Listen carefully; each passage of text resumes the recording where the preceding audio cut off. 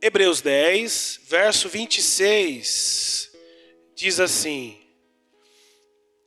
se continuarmos a pecar deliberadamente, depois de recebermos o conhecimento da verdade, já não resta sacrifícios pelos pecados, mas tão somente uma terrível expectativa de juízo e de fogo intenso que consumirá os inimigos de Deus. Quem rejeitava a lei de Moisés morria sem misericórdia pelo depoimento de 2 ou 3 testemunhas. Com mais severo castigo, julgam vocês, merece aquele que pisou aos pés o Filho de Deus, profanou o sangue da aliança pelo qual ele foi santificado e insultou o Espírito da graça. Pois conhecemos aquele que disse: a mim pertence a vingança, eu retribuirei, e outra vez o Senhor julgará o seu povo. Verso 31, terrível coisa é cair nas mãos do Deus vivo. Amém? Senhor, nós precisamos da sua graça nesse momento, para compreender a palavra, entendemos a mensagem, para que nós possamos sair daqui edificados, prontos para viver em obediência à tua palavra. Fala conosco, Espírito de Deus, fala o coração do teu povo, nessa manhã de Santa Ceia, desperta-nos para uma vida que agrada ao Senhor. É o que nós oramos e te pedimos, em nome de Jesus. Amém, irmãos? Irmão, o autor da carta aos Hebreus, ele destina essas cartas para alguns judeus que tinham se convertido ao cristianismo. Deixa eu explicar para vocês aqui. Os judeus nessa época aqui, eles seguiam a lei mosaica, a lei de Moisés, amém? Então tudo que estava descrito na lei, qual que é o livro da lei? Os 5 primeiros livros, chamado Pentateuco. Então todo judeu seguia à risca todo o Pentateuco. Então o que Deus trouxe por meio de Moisés, tinha que ser obedecido à risca. E não só a lei mosaica, mas também esses judeus aqui, que aceitaram o evangelho de Jesus Cristo, tinha que seguir as tradições judaicas. Então o judeu tinha suas tradições, o judeu também tinha suas festas, as suas celebrações judaicas, que algumas delas nós celebramos, seria a Páscoa. Nós fazemos esse memorial até hoje, porque Jesus pediu que isso fosse feito até que ele venha, e disse isso aos seus discípulos. Então, uma das comemorações que nós fazemos, não trazendo a mesma liturgia, porque o judeu comemora a Páscoa com pão asmo, né? Lembrando tudo que os seus antepassados viveram lá no Egito, toda a dor, todo o sofrimento. Nós não celebramos dessa forma, nós celebramos por meio da ceia, do pão, né, que representa o corpo de Cristo, e do suco, que representa o sangue. Eles também tinham as festas das primícias, tinham a festa de Pentecoste, a festa da trombeta, o dia da expiação e a festa do tabernáculo, que é mês que vem, acho que é esse mês, né? Acho que é mês que vem, outubro. Então os judeus comemoram essas festas ao pé da letra. E esses judeus aqui, ao qual receberam a carta do autor de Hebreus, praticavam essas coisas. Eles se apoiavam nessas coisas. Só que esses judeus receberam uma mensagem dizendo: olha, tudo que vocês estão vivendo, andando e obedecendo, aponta para alguém. Quem é esse alguém? Jesus Cristo. Jesus é o cumprimento da lei. Nele está o cumprimento de todas as coisas. É Jesus ao qual toda a lei aponta. É Jesus o único que conseguiu cumprir toda a lei. Então, irmãos, essas coisas que vocês hoje praticam, não há necessidade. A única coisa que vocês precisam fazer, vocês não precisam mais ir no templo, dar sacrifícios em prol do pecado de vocês, diariamente ou anualmente, como alguns faziam. Vocês não precisam mais fazer essas coisas para receber a vida eterna. Vocês precisam apenas crer em uma coisa. E quem é essa coisa, ou o que aponta para ele? É Cristo. Vocês precisam crer apenas em Jesus Cristo, na mensagem do Evangelho. que Jesus é o sumo sacerdote, que Jesus, ao qual deu o seu corpo em favor, o seu sangue em favor de vocês. Vocês precisam crer nessa mensagem. E esses judeus creram no evangelho.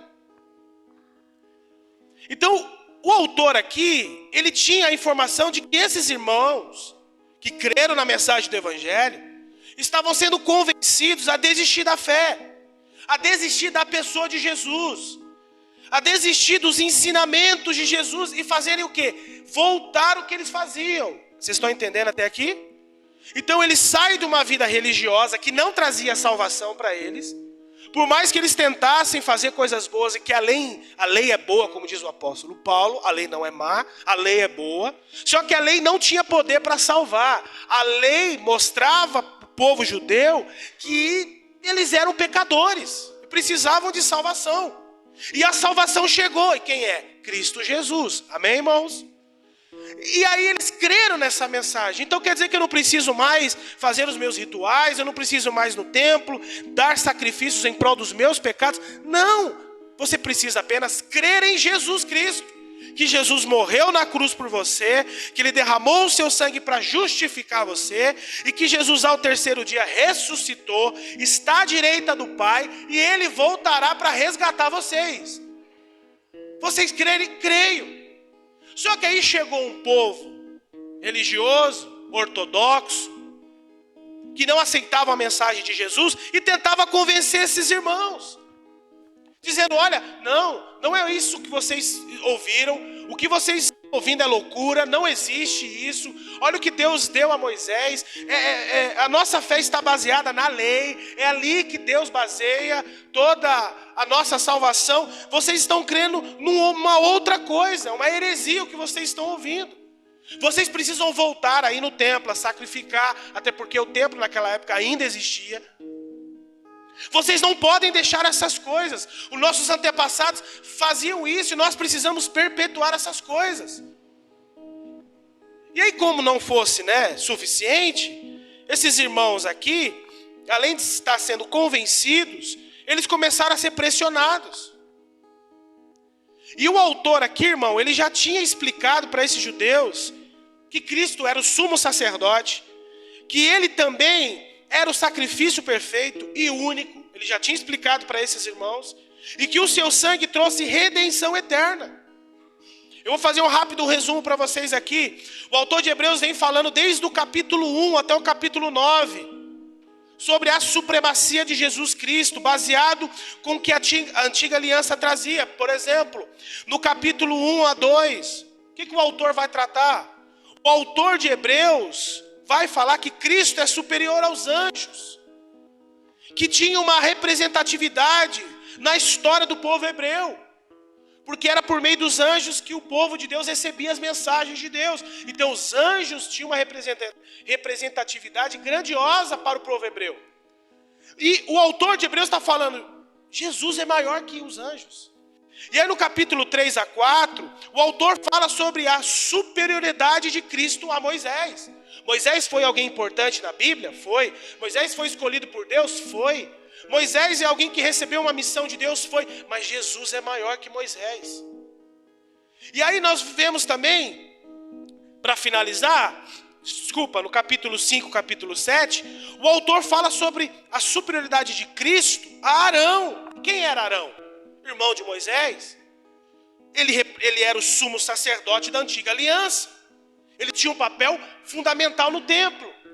O sumo sacerdote tinha uma responsabilidade de ministrar ao Senhor e ministrar o povo de Deus. E aí, para finalizar, no capítulo 8 e 9, o autor fala sobre a superioridade de Cristo ao ministério dos sacerdotes. Superior, por quê? Porque Cristo traz uma nova aliança. Porque Ele oferece um sacrifício único e definitivo, ao contrário do que os sacerdotes faziam no templo, que tinham que estar lá continuamente trazendo oferta ao altar de Deus em prol do povo. E Cristo é maior do que a representatividade dos sacerdotes daquele tempo, porque Cristo apenas trouxe um único sacrifício, que foi a si mesmo. Quem está entendendo? E o capítulo 10, que é o capítulo que nós lemos, O autor vai trazer 5 fundamentos, irmão, importantíssimos, a esse povo hebreu, que estava sendo convencido, pressionados a abandonar o evangelho.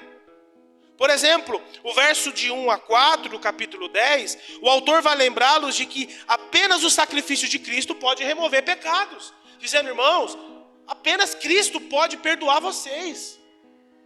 Então o que vocês estão ouvindo, dizendo que vocês precisam ir para o templo para poder ser perdoado, acabou. Cristo, somente Jesus Cristo, pode remover seus pecados. O que ele fez, a obra dele. O verso 11 ao verso 18, o autor vai lembrá-los de que o sacrifício de Cristo também é único. E que agora, em Cristo Jesus, todos os nossos pecados foram perdoados.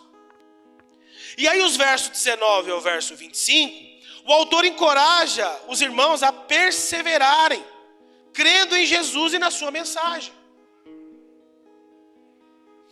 E aí, irmãos, o que nós vemos aqui?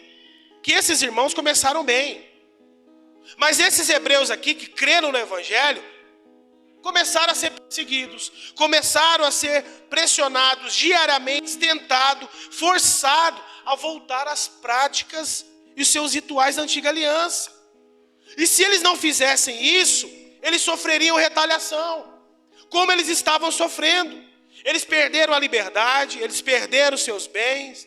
Isso trouxe a eles, irmãos, grandes sofrimentos. Imagine você perder a sua liberdade, perder os seus bens, toda a sua economia sendo saqueada por causa da sua fé em Jesus, porque você creu agora numa mensagem ao qual dá a nós a vida eterna.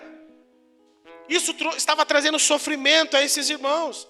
E é diante, irmãos, dessas lutas que alguns hebreus começaram a se desviar da fé.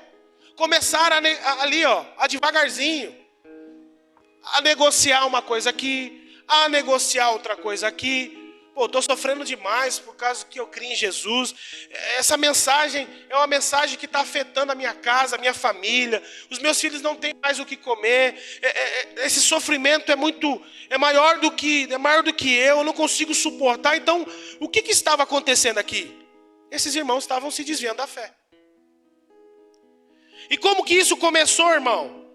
O autor de Hebreus vai alertar isso no capítulo 2, verso 1 ao 4. Olha o que o autor vem falando, desde lá do começo.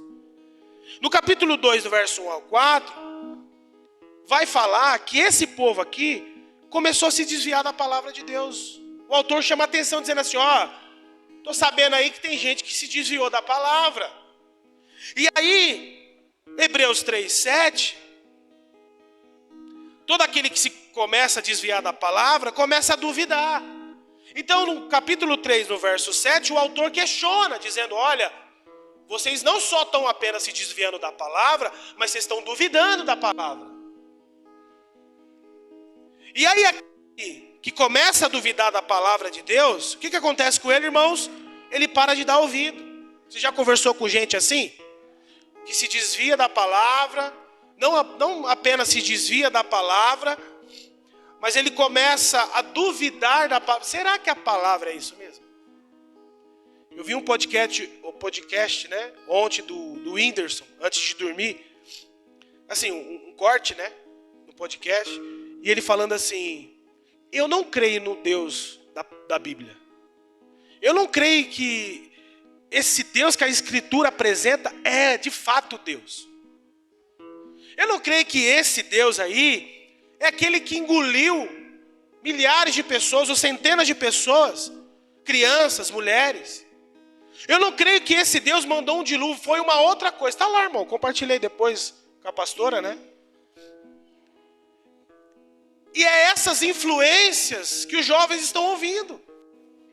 É essas influências que as pessoas vêm ouvindo, seguindo.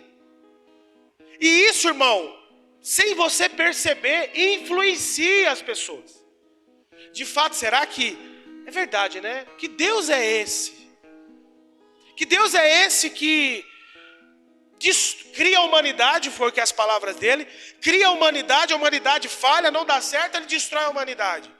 Que Deus é esse? Então é isso que nós estamos ouvindo, irmão, e pasmem, e esperem por isso. Isso aqui é apenas o começo. As coisas vão piorar. Então nós estamos vendo as pessoas não dando mais ouvido à palavra.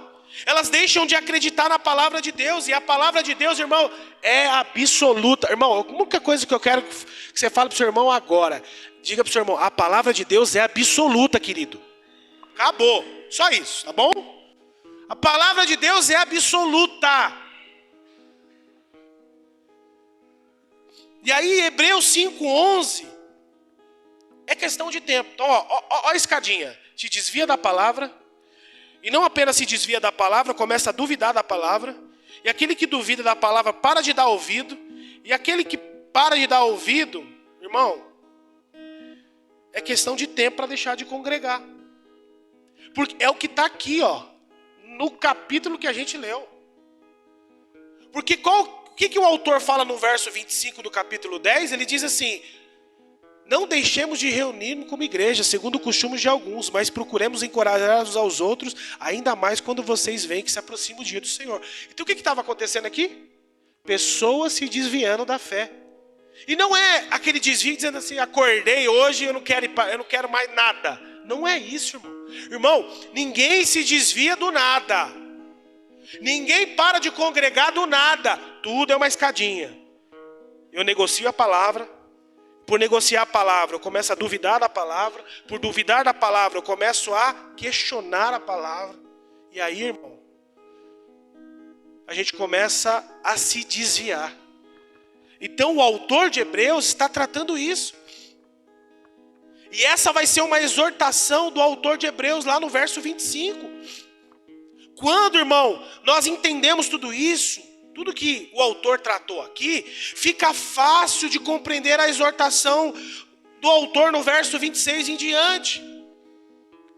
O autor, irmão, estava escrevendo para aqueles que receberam a mensagem de Jesus, que creram nela, creram que Cristo é suficiente e que toda a lei, tudo que a lei pedia e exigia, aponta para Jesus e se cumpre em Jesus. O autor, irmão, não estava escrevendo para pessoas sem conhecimento do Evangelho. Ele não estava, olha o verso 26, vai para o verso 26. O verso 26 diz assim: se continuarmos a pecar deliberadamente, depois de recebermos o conhecimento da verdade, olha aí, já não há mais sacrifício que possa tirar os nossos pecados. Na versão King James, vai dizer assim: porque se vivemos deliberadamente em pecado, depois de termos recebido o pleno, irmão, o pleno conhecimento da verdade, já não resta sacrifício pelos pecados. Então o autor está tratando com gente que conhece o Evangelho. E não é gente que entrou na igreja agora. É gente que conhece, não é aquela pessoa que pisou ali. Não, é gente que já conhece o Evangelho. O pleno conhecimento da verdade, irmão, diz respeito à compreensão profunda e pessoal do Evangelho. Quem aqui crê no Evangelho de Jesus? Crê que Jesus é o Filho de Deus? Quem crê aqui? Quem crê que Jesus morreu sem pecar aqui? Quem crê? Quem crê que Jesus é o sacrifício único e somente a salvação por meio dele? Quem crê? Que não há salvação fora de Cristo? Quem crê nisso? Irmão, você já conhece o pleno Evangelho. Já tem o conhecimento que fora de Jesus não tem nada, a não ser condenação. Você já entende e compreende de que Jesus é o caminho, a verdade e a vida. É o pleno conhecimento do Evangelho. Você entende de que não há salvação sem Ele. Esses irmãos sabiam que a salvação, irmão, só era possível mediante a fé na obra de Cristo. É como nós aqui. Não tem como a gente ser salvo pelas nossas obras. Nós somos salvos pela obra de quem? De Cristo Jesus. Porque somente Ele é o caminho, a verdade e a vida.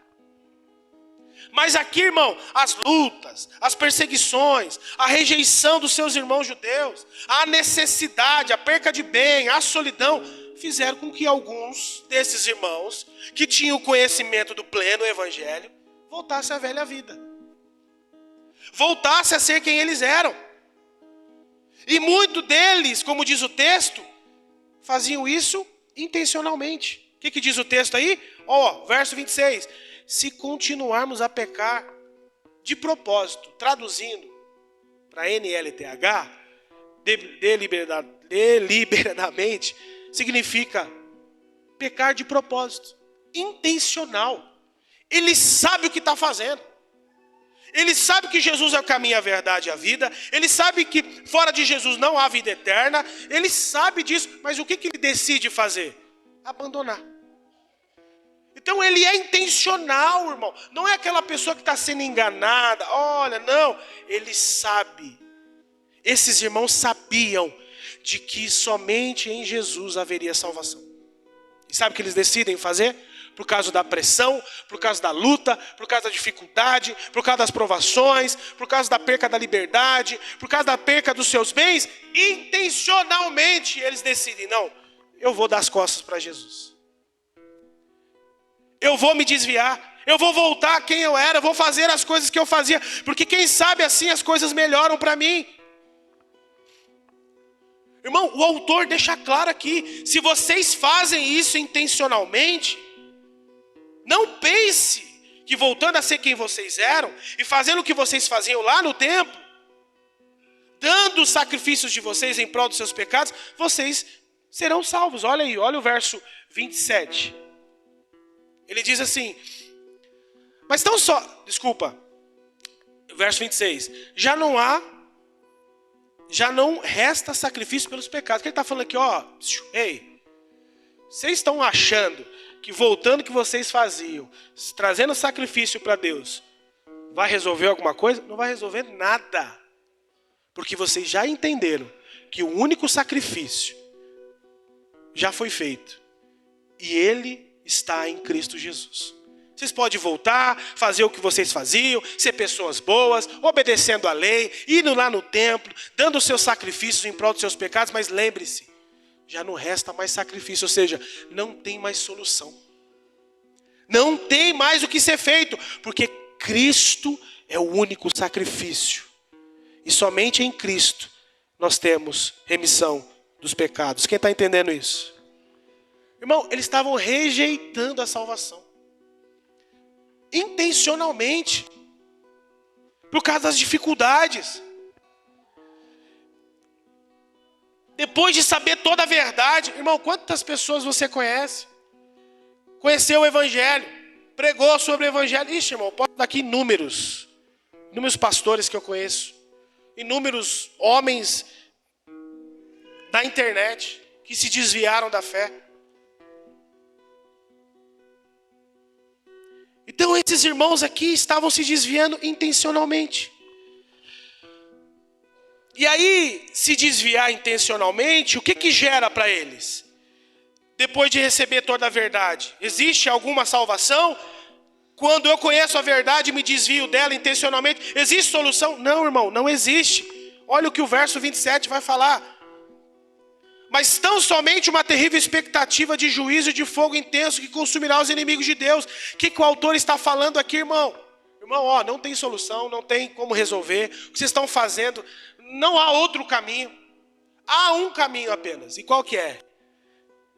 Terrível juízo e fogo eterno.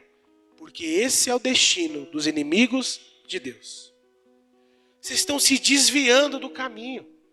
Vocês estão abrindo mão por causa do sofrimento, da dor, da perca de bem, da perca da liberdade. Estão retrocedendo, sendo convencidos a voltar quem vocês eram. Depois de conhecer que somente em Cristo há vida eterna. Qual que é o destino de pessoas assim? Que se desviam intencionalmente? Juízo.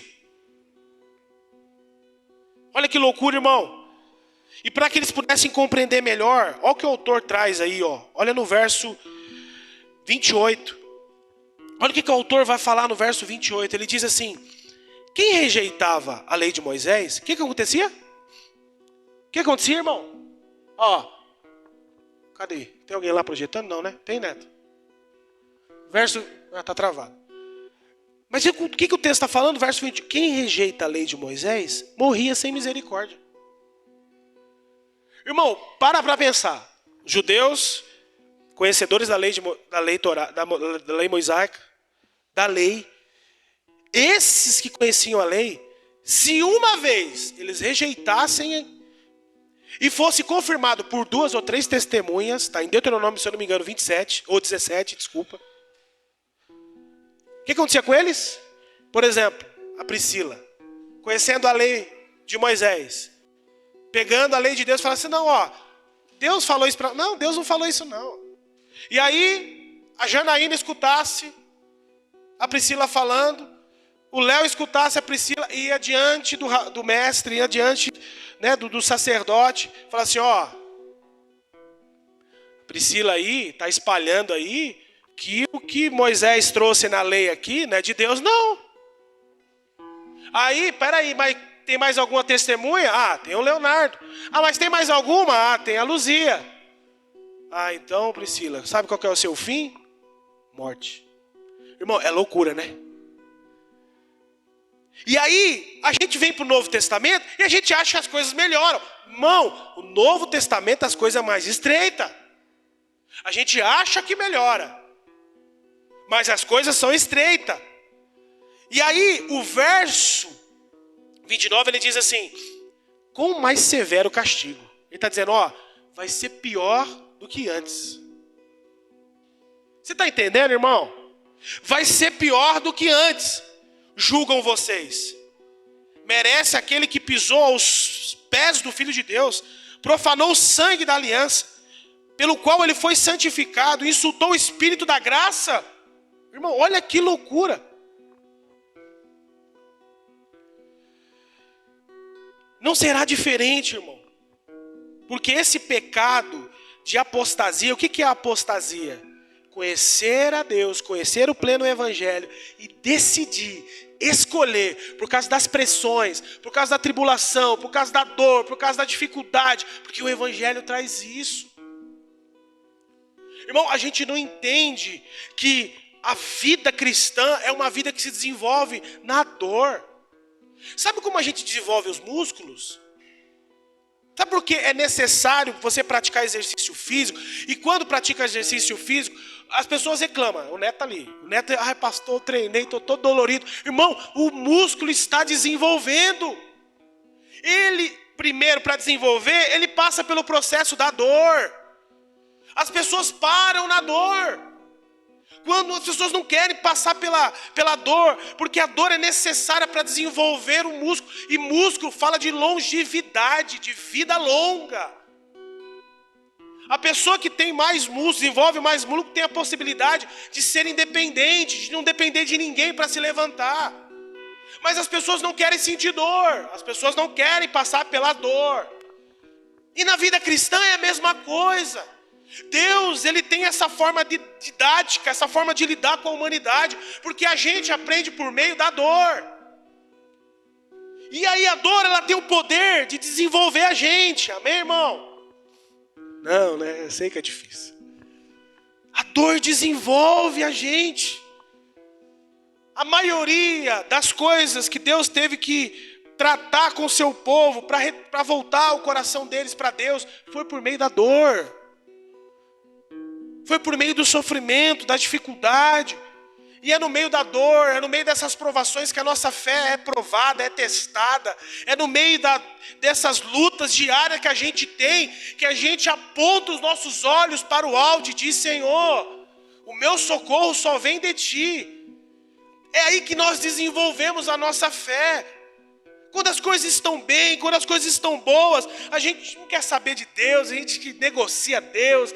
Agora, quando as coisas estão indo, às vezes, não da forma que a gente gostaria, a gente tem de olhar para quem? Para Ele. E esses irmãos aqui, irmão, estavam se apostatando da fé por causa da dor. Estavam rejeitando a verdade. E a verdade do cristianismo é quem? É Cristo. E não apenas Cristo, mas toda a sua palavra. A Bíblia diz em 1 Tessalonicenses 4:8 que quem rejeita os seus ensinamentos não está rejeitando a homens, mas a Deus. Então, quando nós ouvimos pessoas rejeitando a palavra de Deus, está rejeitando o próprio Deus. Não, isso não foi Deus que escreveu. Não, Deus não é assim. Deus não é dessa forma. Irmão, a Bíblia diz que somente Jesus é o caminho, a verdade e a vida. Então não há salvação por boas obras. Não há salvação por outro meio. Somente em Jesus. E esses irmãos estavam abrindo a mão de tudo. O autor está falando aqui no verso 29. Que esses que estavam se desviando da fé, intencionalmente, sofriam o quê? Sofreria o quê? Grande castigo. Por quê, irmãos? Porque eles intencionalmente estavam pisando aos pés do Filho do Homem. Ou seja, eles estavam rejeitando a Cristo e a sua obra. Profanou o sangue da aliança, ao qual eles foi santificado. Ou seja, eles estavam desconsiderando o sangue de Cristo por eles. Estavam rejeitando, dizendo, não, tudo que Cristo fez é inútil para mim. Eu vou voltar para quem eu era. Eles também estavam desprezando a obra do Espírito Santo. E por isso ele finaliza dizendo, pois vocês conhecem. Olha lá no verso 30. Pois conhecemos aquele que disse, a mim pertence o quê? A vingança. Eu retribuirei. E outra vez digo, o Senhor julgará o seu povo. Coisa terrível é cair nas mãos do Senhor. A primeira parte, irmão, onde diz que eu me vingarei e acertarei conta com eles, está relacionada com o texto de Deuteronômio 32, 25 e Romanos 12, 19. Aonde os textos declaram que a vingança pertence a ele, a Deus. O verso 31 é uma demonstração de que o nosso Deus é justo. Terrível coisa é cair na mão do Deus. E para aquele que vive uma vida proposital, deliberada, ou seja, para aquele que, conhecendo a verdade, escolheu viver uma vida contrária a ela, esse é o destino. Cair na mão de Deus é dureza, irmão. Ah, pastor, mas em 2 Samuel 24:14, o salmista vai dizer assim, que prefere cair nas mãos do Senhor, porque o Senhor é rico em misericórdia do que nas mãos dos homens. Sim, mas o contexto de 2 Samuel é outro. Davi errou aqui, errou. O que ele fez? Ele contou o censo. E por contar o censo, ele desonrou a Deus. Ele não deveria ter feito isso. E por ter desonrado a Deus, Deus envia um profeta para falar com ele. E diz assim, olha, tu está enrolado. O que você fez desagradou a Deus. Você tem 3 coisas para escolher. 3 decisões para tomar. E Davi diz, é melhor cair nas mãos do Deus vivo. Porque ele sabia que Deus era rico em misericórdia. Ele sabia que Deus poderia agir com graça. Irmãos, e aqui eu finalizo. Nós não podemos brincar de sermos cristãos. A vida cristã vai exigir de nós muita perseverança. Assim como esses irmãos estavam em tribulações por causa da sua fé em Jesus, assim um dia pode ser a gente, irmão. E qual vai ser a nossa atitude? Quando chegar o dia mau, quando chegar a situação adversa, nós vamos fazer o quê? Abandonar a Cristo. Como Demas abandonou, a Bíblia diz que Demas, amando o presente século, abandonou. Se apostatou da fé, conhecendo a verdade. Sabe o que Demas fez? Amando o mundo, eu vou largar. Eu prefiro viver o mundo, eu prefiro curtir o mundo, eu prefiro... Não, essa vida de cristã é muita dificuldade, é muita provação, é muita situação adversa. Irmão, é claro, você tem um inimigo chamado diabo, que luta diariamente para fazer você cair. Você quer o quê? Agora você vai para o lado dele. Que luta você vai ter? Você vai ter só apenas uma surpresa, que quando chegar diante de Deus, prestaremos conta da vida que nós escolhemos sem ele. Irmão, quando as nossas convicções da palavra for provada, o que nós vamos fazer, irmão? Nós vamos relativizar, dizer às pessoas que o evangelho não é tão radical assim como a Bíblia diz que é. Vamos ser como quem aqui conhece o Ed Renekiewicz. Precisamos atualizar a Bíblia. E está lá a igreja lotada, enorme, ouvindo isso. Precisamos atualizar a Bíblia. E ninguém se levanta da cadeira e diz assim: heresia. Está todo mundo aprovando isso. Temos que atualizar a Bíblia. Não há um homem, não há uma mulher de Deus que diz blasfêmia. Por quê? Porque eles estão sendo, de uma certa forma, massageado o ego. Estão ouvindo o evangelho, que pode fazer o que você quiser, que Deus vai te amar e vai te perdoar, que Deus entende, que Deus compreende, que Deus não é um Deus de amor, que Deus não é um Deus justo. Deus é um Deus de amor, mas é um Deus que faz justiça, irmão. Terrível é cair na mão de quem? Do Deus vivo. E é esse Deus de amor que o autor de Hebreus está falando. Esse Deus que deu o seu único filho para morrer por nós. Terrível é cair nas mãos do Deus vivo. Não há ninguém na igreja. Temos também o pastor jovem, Victor Azevedo, que diz que nós somos perfeitos como Jesus. E diz também, isso num culto, de que se Cristo tivesse no jardim do Éden, ele também comeria do fruto. Está na internet, irmão. E não tem um homem de Deus, e não tem uma mulher de Deus que se levante e diz blasfêmia. Sabe por quê? Porque estão ouvindo o evangelho que massageia o seu ego. Não querem confronto e não querem confrontar. Não há um homem e uma mulher de Deus que tenha o pleno conhecimento da verdade e diz: você está errado. Irmão, a apostasia não começa do nada, irmão. Ela começa com a falta de leitura da palavra. Hoje ninguém mais prega sobre a importância de ler a Bíblia na igreja. Tem irmãos que não trazem Bíblia para a igreja. Irmão, eu não estou aqui criticando você que não trouxe hoje. Pelo amor de Deus, não é isso. Não se constranja. Mas se você tem uma Bíblia, ande com ela. E eu sei também que só andar não faz diferença, tem que ler. Mas tudo começa na negligência das Escrituras. Não anda mais com a Bíblia. Logo depois começa o quê? A duvidar. Porque começa a ouvir. Porque aí deixa de ter conexão com isso aqui. E por deixar de ter conexão com isso aqui, não tem mais, sabe, o entendimento das coisas. E aí quando escuta alguém falando uma interpretação humana, é verdade, né? Não é, eu acho que eu entendi errado. Eu acho que você está certo. Eu acho que Deus entende. Eu acho que Deus releva essa minha fraqueza. Acho que e a gente vai apoiando nisso. Quem está entendendo, irmão? Aí começa a se criar a sua própria interpretação humanista, cheia de razão. E aí por isso que a gente vê hoje muita gente questionando a Bíblia. Porque quer entender a Bíblia de uma mentalidade humana. Quer tentar achar uma razão. Por que Deus fez isso? Por que Deus fez aquilo? Por que Deus teve que matar pessoas? Por que Deus teve que permitir que mulheres e crianças fossem assassinadas? Irmão, está na Bíblia. E eu não vou questionar Deus. Eu não posso questionar Deus.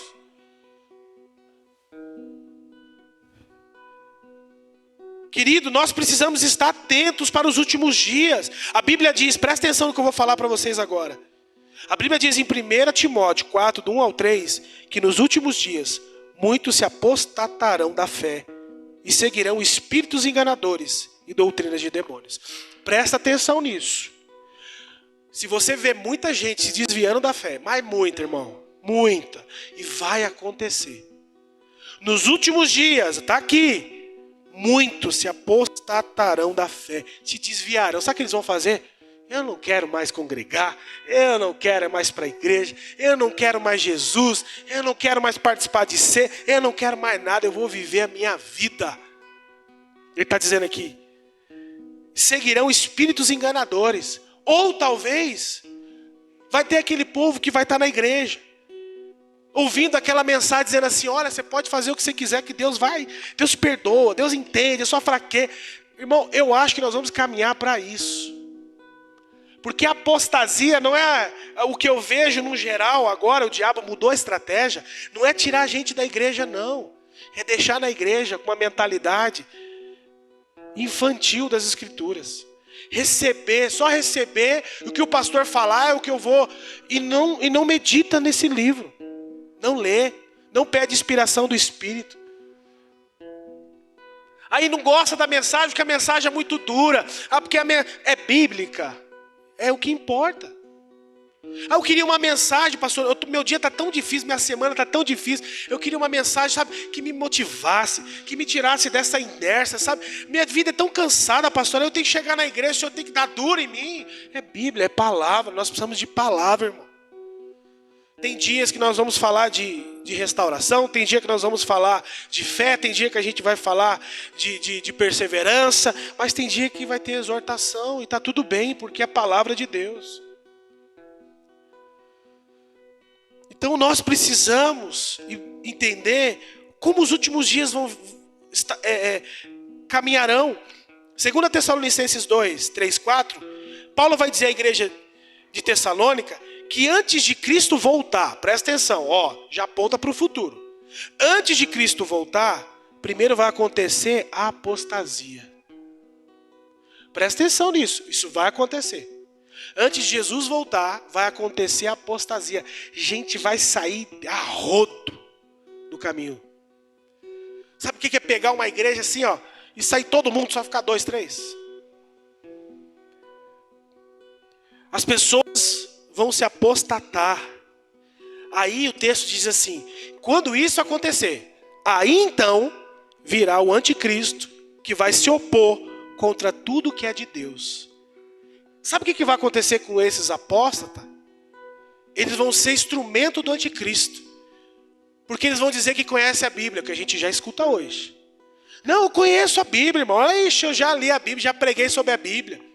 Você pega hoje um dos grandes, é o Caio Fábio, né? Um pregador, irmão, um pregador, mas hoje ele é um grande crítico do Evangelho. Está lá no canal do YouTube, criticando. Tem às vezes a sua coerência, tem às vezes os seus bons ensinamentos, mas está lá, a gente pega o que é bom. Sabe, dizendo assim: olha, você não precisa disso não, você não precisa ir para a igreja não. Não, esse verso 25 aqui, não deixar de se reunir, é porque naquela época era a única forma de eles obterem conhecimento, era por meio da congregação. Então você não precisa ir para o culto não, você pode cultuar em casa, você pode cultuar É isso, irmão. Eles distorcem a verdade. Eles começam a negociar aquilo que é mais importante para Deus, que é a família da fé. Isso aqui, irmão, não é apenas uma reunião onde a gente vem, canta música, escuta uma palavra e vai embora. Isso aqui é um lugar onde Deus age, onde Deus opera, onde Deus pega o seu irmão e usa a vida dele para falar com você. Quando você deixa de vir, quem perde não é você. De às vezes Deus usar alguém, falar com alguém, ministrar a sua vida, o teu coração. Dar caminho que você precisa para você não andar cego. Então é isso que nós precisamos crer, de que ser família da fé é maravilhoso, amém, irmão? E aqui eu finalizo, irmão. Custe o que custar, não retroceda da fé, não retroceda dos ensinamentos de Jesus, porque a Bíblia diz que o Senhor não tem prazer naqueles que retrocedem, e nós não somos do que retrocede. Cristo é tudo para nós. A sua palavra é a verdade absoluta. E cremos nisso até o último dia da nossa vida, amém? Porque se você rejeitar isso aqui, irmão, se você rejeitar Cristo, se você rejeitar os ensinamentos, o teu fim é cair nas mãos do Senhor. Terrível é cair na mão do Senhor. Vamos orar? E em seguida, ceiar. E o que eu quero que você medite, irmão? Você não está aqui apenas comendo de um pão, bebendo de um suco. Você está aqui obedecendo um mandamento, que é fazer isso até que ele venha. É fazer isso com o coração correto. E fazer isso até o dia que ele voltar. A ceia não é um pedaço de pão e um pouco de vinho. A ceia é a vida de Cristo em nós. Amém, irmão? Então você tem que crer nisso aqui. Quando você bebe disso aqui, quando você come disso aqui, irmão, isso aqui espiritualmente falando, e eu gosto disso, irmão, isso é poderoso, a gente não pode menosprezar isso aqui não. O que você não pode é tratar isso aqui como algo comum. Hoje você ceia, amanhã você faz o que você quer. Não, não é assim que funciona, irmão. Quando você ceia, quando você celebra a ceia, você está dizendo, Senhor, eu não consigo sozinho, é só o seu sangue e o seu corpo pode trazer restauração, vida eterna para mim. Me ajuda. Faça com que essa ceia, irmão, transforme o teu coração, as suas convicções. Faça com que você de fato leve o evangelho a sério.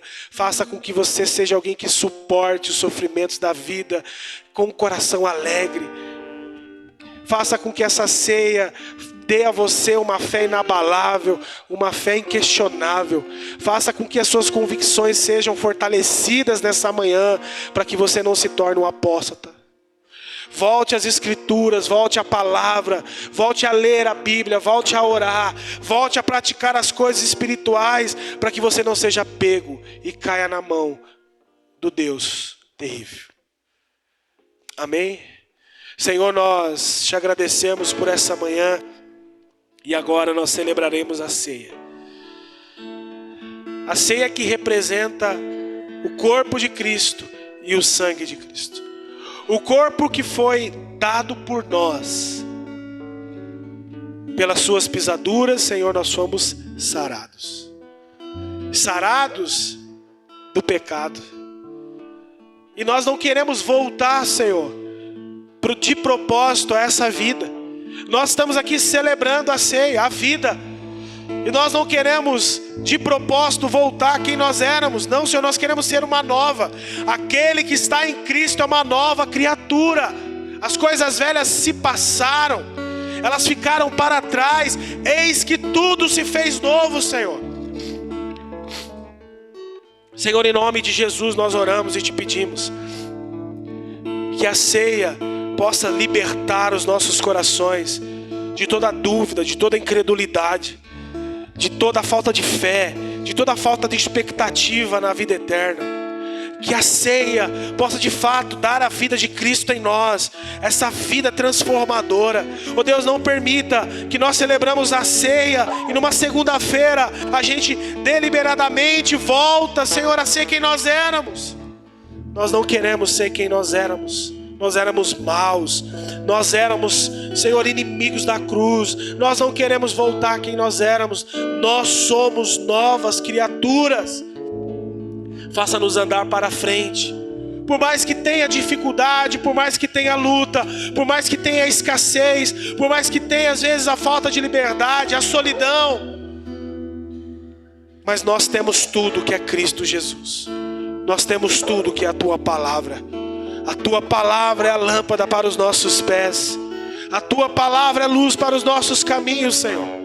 Guardei a Tua palavra no meu coração para não pecar contra Ti. Nós temos tudo. O Senhor é meu pastor e de nada tenho falta. É isso que importa para nós. Pode faltar amizade, pode faltar bens, pode faltar algumas coisas que nós desejamos e almejamos, mas não faltará Cristo em nós. E Cristo em nós é a esperança da glória. Ó Senhor, faça com que essa ceia transforme o nosso coração, Deus. Faça com que essa igreja seja uma igreja que não retroceda. Uma igreja que não negocia a palavra, que não duvida da palavra. Uma igreja que não é indiferente com a palavra. Levanta uma igreja viva e eficaz. Uma igreja que vai ser exemplo. Uma igreja que vai dar um bom testemunho. É o que nós te pedimos em nome de Jesus. Pode entregar a ceia aos irmãos.